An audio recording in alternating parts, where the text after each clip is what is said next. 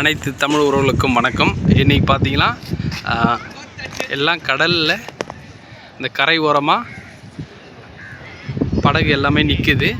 அந்த வீடியோ தான் உங்களுக்காக சமர்ப்பிக்கிறேன். நீங்களே பார்த்தீங்கன்னா தெரியும் எங்கே நங்கூரம் போட்டு இவ்வளோ ப்ராப்பராக அதை நிறுத்தி வச்சுருக்காங்க பாருங்கள். இங்கே ஒரு 500க்கும் மேற்பட்ட படகுகளை நிறுத்தி வச்சுருக்காங்க.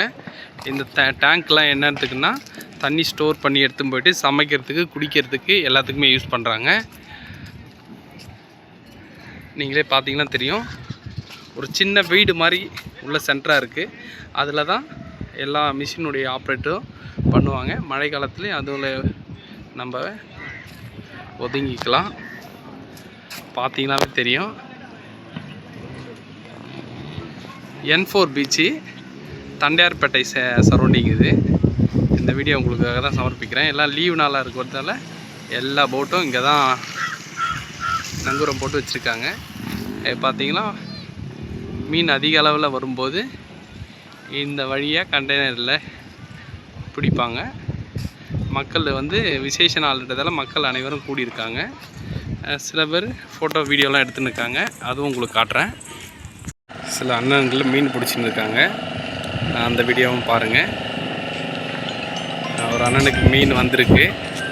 அந்த மீனை எடுக்கிறாங்க. லாபமாக எடுத்தாங்க. ஆனால் மீன் அதில் வரல. அதை திரும்ப இறகி போட்டுட்டு தூக்கி வீசுகிறாங்க. அது இல்லாமல் பார்த்தீங்கன்னா படகுக்கு செல்கிறாங்க பாருங்கள். படகு துறையிலேருந்து மூவ் ஆகுது.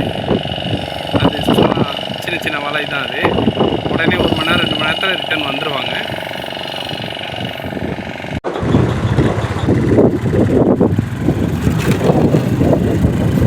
நான் வீடியோ 2 வீலரில் போகும்போது அதை கவர் பண்ணுறேன் பாருங்கள்.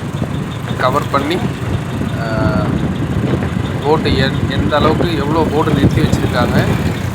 இதுதான் காசிமேடு. இந்த சரௌண்டிங் தான் பார்த்தீங்கன்னா தெரியும் பாருங்கள். எல்லாம் பெரிய சின்ன அளவுலேருந்து பெரிய அளவு போட்டு வரைக்கும் எல்லாமே இங்கே இருக்குது. சைடில் வச்சுருக்காங்க. எல்லாமே நம்ம இந்திய தாய் மண்ணின் கொடி இருக்குது.